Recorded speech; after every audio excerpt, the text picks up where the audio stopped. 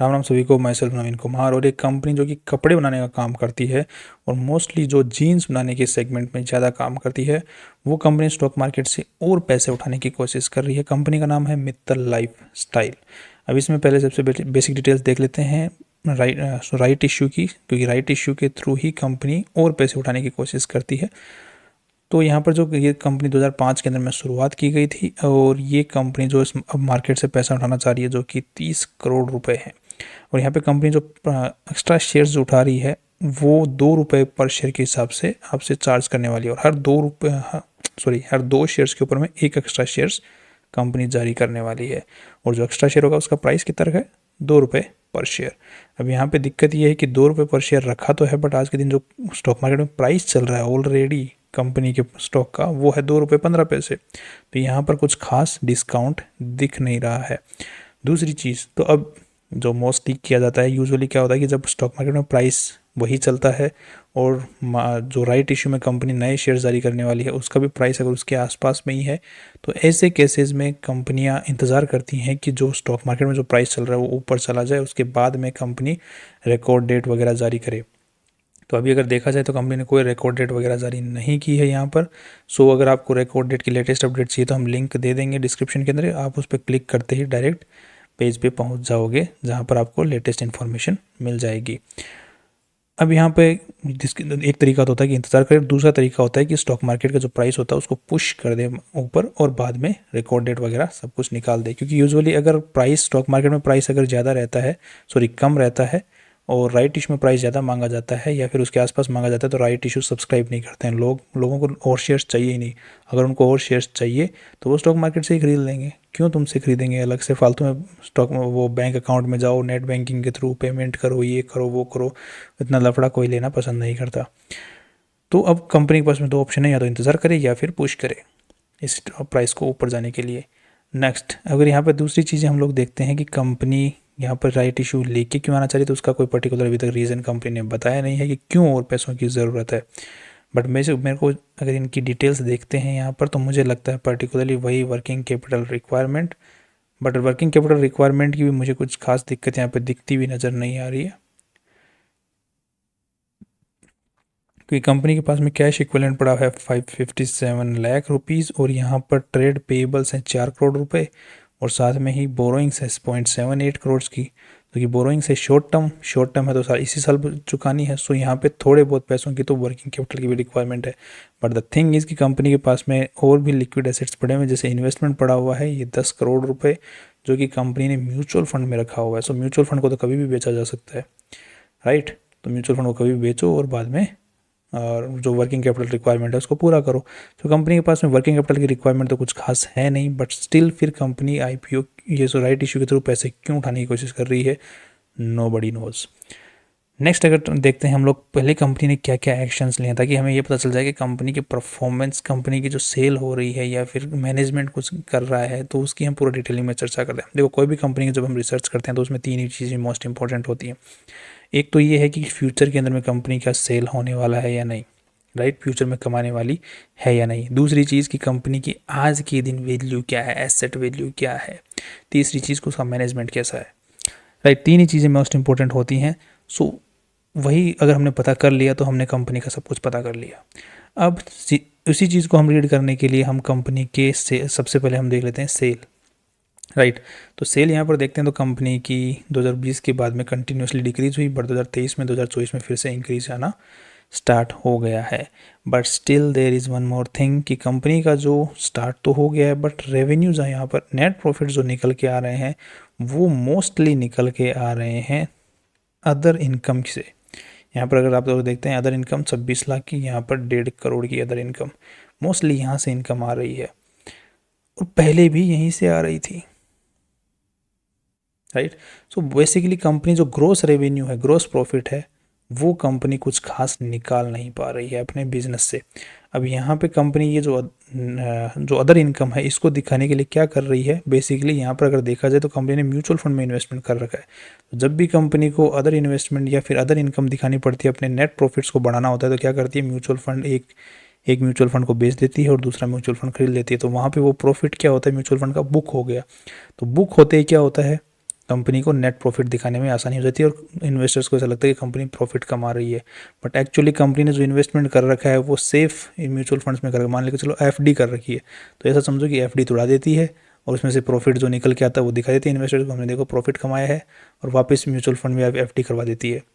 तो ये कंटिन्यूस खेल चल रहा है अदर इनकम का। सो बेसिकली अदर इनकम को देखा जाए तो सेफ में पैसा रखा हुआ है, इसमें तो आप जब मर्जी तब निकाल लो। दूसरी चीज़ जो ग्रोस प्रॉफिट है, जो ग्रोस प्रॉफिट वहाँ से कुछ खास कंपनी निकाल नहीं पा रही है, राइट। यहाँ पे सेल तो अच्छा खासा हो रहा है, 67 लाख का हो रहा है, ये हो रहा है वो हो रहा है, बट प्रॉफिट्स नहीं आ रहे। नेक्स्ट अगर देखते हैं कंपनी के, अगर और चीज़ों को देखा जाए कंपनी की बैलेंस शीट के अंदर में, तो आप लोगों को और चीज़ें भी देखने को मिलेंगी। यहाँ पे कंपनी का जो ट्रेड रिसीवेबल सेगमेंट है उसको अगर आप ध्यान से देखोगे यहाँ पर, तो वो इस साल इंक्रीज हो गया है। पिछले साल 18 करोड़ था, इस साल 22 करोड़ हो गया है, तो 4 करोड़ से ट्रेड रिसीवेबल्स बढ़ गए हैं। बट द थिंग इज़ कि कंपनी का रेगुलरली ट्रेड रिसीवेबल्स रह रहा है और वो रिकवर भी हो जा रहा है, उसमें कोई दिक्कत नहीं आ रही है। तो the thing here over here is कि ऐसा क्या है कि हर साल ट्रेड रिसीवेबल रह रहा है और वो टाइम पर ही रिकवर हो जा रहा है, एग्जैक्ट टाइम के ऊपर में। सो हम बिजनेस के ऊपर में सवाल नहीं उठा रहे हैं, हम लोग ये पूछना चाह रहे हैं। अब ये सवाल मैं क्यों पूछ रहा हूँ उसके पीछे भी रीज़न बताता हूँ, राइट। उसके पीछे रीज़न, एक तो ये आप प्रमोटर होल्डिंग देखो। सबसे पहले तो प्रमोटर होल्डिंग अगर आप यहाँ पे देख रहे हो तो कंटिन्यूसली पहले बढ़ रही है, राइट। फिर यहाँ पर प्रमोटर होल्डिंग और भी ज़्यादा बढ़ती जा रही है। अभी लेटेस्ट जो प्रमोटर होल्डिंग है उसके अंदर प्रमोटर्स ने अपनी होल्डिंग बिल्कुल लोवेस्ट लेवल पे कर दी है अब तक की। अगर आप यहाँ पर ध्यान से देखते हैं तो लोवेस्ट लेवल के ऊपर प्रमोटर होल्डिंग है। तो ईयरली बेसिस के ऊपर में देखें तो हर साल प्रमोटर्स अपनी होल्डिंग कम करते ही जा रहे हैं कंपनी के अंदर में, राइट। दूसरी चीज़, कंपनी के नाम पे एसेट्स नहीं खरीदे जा रहे हैं। जो कंपनी के मालिक लोग हैं, प्रमोटर लोग हैं, वो अपने नाम पे एसेट्स खरीद रहे हैं और फिर उन एसेट्स को कंपनी को रेंट पे दे के रेंट कमा रहे हैं बीच में अंदर। अगर आप यहाँ पे ध्यान से एक चीज़ चेक करेंगे जो मैं आपको दिखाता हूँ, if I have taken the screenshot of that, okay I have not taken, okay I have taken. So remuneration अगर आप लोग यहाँ पे ध्यान से देखते हैं तो managing director, executive director, company secretary, ये लोग यहाँ पर रेम्यूनरेशन मतलब सैलरी कमा रहे हैं। इनकी सैलरी से ज़्यादा तो इन्होंने ये रेंट से पैसा कमा रहे हैं कंपनी के थ्रू। अब मतलब कंपनी के नाम, जो कंपनी से पैसा कमा के फिर खुद के नाम पे एसेट खरीद कर फिर रेंट पे कंपनी को ही पैसा दे रहे हैं, मतलब कि रेंट पे अपने एसेट्स दे रहे हैं और फिर वहाँ से फिर रेंट कमा रहे हैं। सो इन्वेस्ट जो प्रमोटर लोग हैं उनका मेनली जो फोकस है वो कंपनी को चलाना है, खुद के लिए एसेट क्रिएट करना है। कंपनी के लिए एसेट क्रिएट करना नहीं, खुद के लिए पर्सनल एसेट्स क्रिएट करना ज़्यादा मेरे को मोटिव नज़र आता है। क्योंकि कंपनी के अंदर आज के दिन अगर देखा जाए तो मोस्टली वही एसेट्स कंपनी के नाम पर हैं जो कि डेप्रिशिएटिंग एसेट्स हैं, जैसे बिल्डिंग हुई, राइट। जो बिल्डिंग तो रेंट पे दे रखी है, प्रमोटर खुद नहीं रेंट पे दे रखी है। प्लांट एंड मशीनरी हुई तो जीएसटी कमाना है, जीएसटी बचाना है। इक्विपमेंट्स में जीएसटी बचाना है। सो बेसिकली फिक्स्ड एसेट्स के नाम पे भी कुछ ज़्यादा एसेट्स कंपनी के पास में है नहीं, और जो हैं वो यूजुअली डेप्रिशिएटिंग एसेट्स हैं। नेक्स्ट, यहाँ पर और भी चीज़ों को अगर आप देखोगे तो ये कंटिन्यूसली ट्राई किया गया है कंपनी के मैनेजमेंट के द्वारा कि शेयर प्राइस को रेगुलरली नीचे लेके आया जाए, पेनी स्टॉक्स की कैटेगरी में लेके आया जाए। अब यूजुअली ऐसा कंपनी तभी करती है जब कंपनी को शक होता है, क्योंकि जो अच्छी कंपनी तो वो ये चाहती है कि पेनी स्टॉक की कैटेगरी से हमारा स्टॉक बाहर निकले ताकि हमारी इज्जत बने मार्केट में, हमारे स्टॉक की इज्जत बने। क्योंकि पेनी स्टॉक कैटेगरी में अगर कोई कंपनी का स्टॉक आता है तो उसको माना जाता है कि ये रद्दी बेकार कंपनी है। ये कंपनी कंटिन्यूसली ट्राई कर रही है कि पेनी स्टॉक कैटेगरी में लाया जाए, ताकि जो नए इन्वेस्टर्स होते हैं उनको लगता है कि सस्ता शेयर है, ताकि वो सस्ते शेयर के चक्कर में इस कंपनी के शेयर को खरीदें। इसलिए मैं ऐसा क्यों बोल रहा हूँ क्योंकि कंपनी का अगर आप पास्ट रिकॉर्ड को चेक करोगे तो यहाँ पे कंपनी ने 2019 में 2:3 के ऊपर बोनस शेयर जारी किया। बोनस शेयर जारी करने का मतलब ये कि होता है कि कंपनी के पास में कोई पैसा नहीं आता है, बट शेयर प्राइस क्या होता है, नीचे शिफ्ट हो जाता है। शेयर प्राइस पेनी स्टॉक वापस मतलब नीचे की तरफ में आ जाता है। फिर कंपनी ने 2021 में फिर से क्या किया, फिर से बोनस जारी किया, जिसमें भी कंपनी के पास कोई पैसा नहीं जाता। यहाँ पे हर 10 शेयर के ऊपर में 1 शेयर एक्स्ट्रा जारी किया गया और कंपनी ने अपने जो शेयर प्राइस है उसको और नीचे लाया गया। फिर कंपनी ने 2023 फरवरी के अंदर में राइट इशू जारी किया गया, जिसमें कंपनी ने यहाँ पर पैसे उठाए मार्केट से 1:1 के शेयर में। अगेन यहाँ पर कंपनी के पास पैसा तो आया, साथ ही साथ कंपनी का पैसा इतना कुछ खास नहीं है, बट शेयर प्राइस नीचे आ गया। अगेन फिर स्प्लिट किया कंपनी ने अभी नवंबर 2023 में ये राइट इशू लाने से पहले, जिसमें कंपनी ने हर शेयर को 10 भागों में डिवाइड कर दिया, शेयर प्राइस को अगेन नीचे लाया गया। और अभी अगेन फिर कंपनी राइट इशू जारी कर रही है जिसके थ्रू 2 रुपये के ऊपर नए शेयर जारी कर रही है, उसमें अगेन 2 रुपये के आसपास में पेनी स्टॉक में कैटेगरी में शेयर आ चुका था। कंपनी बार बार शेयर प्राइस को जो है कट करके, स्प्लिट करके, बोनस जारी करके नीचे ला रही है। तो ये इसके पीछे मेनली रीज़न एक ही होता है कि जो नए इन्वेस्टर्स होते हैं जिनको ये चाहती, कंपनी चाहती है कि सस्ता लगे हमारा शेयर और लोग इसको उठाएं। तो लोग उठा रहे हैं इस शेयर को, और साथ ही साथ में शेयर होल्डर्स जो मेनली प्रमोटर लोग हैं वो यहाँ से एग्जिट मारे जा रहे हैं। तो अब ये जो स्ट्रैटेजी है इसमें मुझे एक चीज़ दिखती है कि अब जो मैनेजमेंट है वो बिजनेस के ऊपर में तो कुछ खास ध्यान देता हुआ नज़र आ नहीं रहा। अगर आपको लगता है कर दे रहा है फिर भी, तो you can go ahead with this. मैं सिर्फ मैं तो यही चाहता हूँ कि कोई भी आप कंपनी के बारे में शेयर खरीदना चाहें तो उससे पहले एनालिसिस कर लें। उसी एनालिसिस को सपोर्ट करने के लिए ही मैं एनालिसिस करता हूँ, ताकि आपकी एनालिसिस और भी बेटर हो सके, या फिर आपको और मेहनत करने की ज़रूरत ना पड़े, आप आगे रिसर्च कर सके जहाँ तक मैंने कर रखी है उसके आगे, राइट। अब यही मेनली मेरा फोकस था। तो ये जो मेन नेगेटिव पॉइंट्स थे कंपनी के अंदर जो हमने डिस्कस किए हैं, सो मेनली इसके पॉइंट्स क्या हैं। एक तो चीज़ कि कंपनी ग्रोस प्रॉफिट कुछ खास निकाल नहीं पा रही है, नेट प्रॉफिट्स दिखाने के लिए कंपनी म्यूचुअल फंड का सहारा ले रही है। दूसरी चीज़, म्यूचुअल फंड्स में इन्वेस्टमेंट कंपनी को करना है तो कहीं फाइनेंस वाली कंपनी को लेने के बिजनेस में क्या कर रही है जब नेट प्रॉफिट्स आने वहीं से हैं, राइट।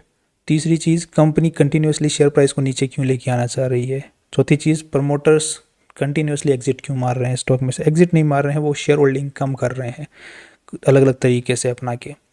पांचवी चीज़ कि पांचवी चीज़ क्या थी, one more thing was there, और हाँ, ये ट्रेड रिसीवेबल्स वाला जो सेगमेंट है कंपनी का, ट्रेड रिसीवेबल्स वाला सेगमेंट कब सुधरेगा। अब कंटिन्यूसली कंपनी सेल हो रही है और कंटिन्यूसली रिकवरी हो रही है, सेल हो रही है, रिकवरी हो रही है, बट द थिंग इज़ कि वो कंटिन्यूसली जो ट्रेड रिसीवेबल्स वो इंक्रीज होते ही जा रहे हैं, टाइम के साथ में इंक्रीजिंग ऑर्डर में ही इंक्रीज होते जा रहे हैं। सो वाई इज़न्ट इट स्टॉपिंग, और वाई इज, अगर कंपनी को ट्रेड रिसीवेबल सेगमेंट को अगर वो नहीं कंट्रोल कर पाती है तो होता क्या है, ऐसे सिचुएशन जब ऐसी सिचुएशन आती है कि ट्रेड रिसीवेबल्स इंक्रीज होते ही चले जाते हैं तो ऐसा लगता है कि कंपनी अपनी सेल को पुश कर रही है। मान के देखिए, अगर आपकी सेल कंपनी की सेल नहीं हो रही है तो कंपनी क्या करेगी, कंपनी लोगों जो जहाँ से सेलर जो बायर्स होते हैं उनको क्या बोलेगी, तो आप हमारा माल एक बार उठा लो, बाद में पैसे दे देना, बाद में पैसे दे देना, माल बिक जाए तो पैसे दे देना, सस्ते में दे देना। कमीशन देते हैं फिर माल उठवाते हैं, बिकवाते हैं, कमीशन दे दे के, एक्स्ट्रा बेनिफिट दे दे के माल बिकवाते हैं। तो वो जो तरीका है उसके थ्रू कंपनी काम करने की कोशिश करी। ऐसे तरीकों में क्या होता है, कंपनी का प्रॉफिट नहीं बचता है और फ्यूचर में इतना अच्छा ब्रांड नहीं बन पाता। अब यहाँ पे आप ध्यान दोगे तो कंपनी के पास में मैन्युफैक्चरिंग राइट्स हैं कुछ जो जीन्स की ब्रांड्स हैं उनका, जैसे Jericho London, Metallier London, Macallan Paris. मैंने इन ब्रांड्स का नाम नहीं सुना, अगर किसी ने सुना है तो देख लीजिए। क्योंकि मैंने अमेज़ोन पे सर्च करने की कोशिश की इन ब्रांड्स को, मुझे नहीं मिली। सो ओवरऑल मेरा जो व्यू बन रहा है कंपनी को लेकर के वो नेगेटिव बन रहा है, और इस राइट इश्यू के थ्रू कंपनी पैसे उठाना चाह रही है, बट मुझे लगता नहीं है। कंपनी को कुछ करना पड़ेगा जिसकी वजह से कंपनी का स्टॉक प्राइस ऊपर जाए। तो आई गेस अब आपका डिसीजन है, आप अपने फाइनेंशियल एडवाइज़र से कंसल्ट करके लें। मेरी एनालिसिस के अकॉर्डिंग कंपनी के बारे में थोड़ा सा नेगेटिव ही व्यू बन रहा है। That's all from my side. कल फिर मिलते हैं एक नए इंपॉर्टेंट वीडियो के साथ में। सी यू टुमारो।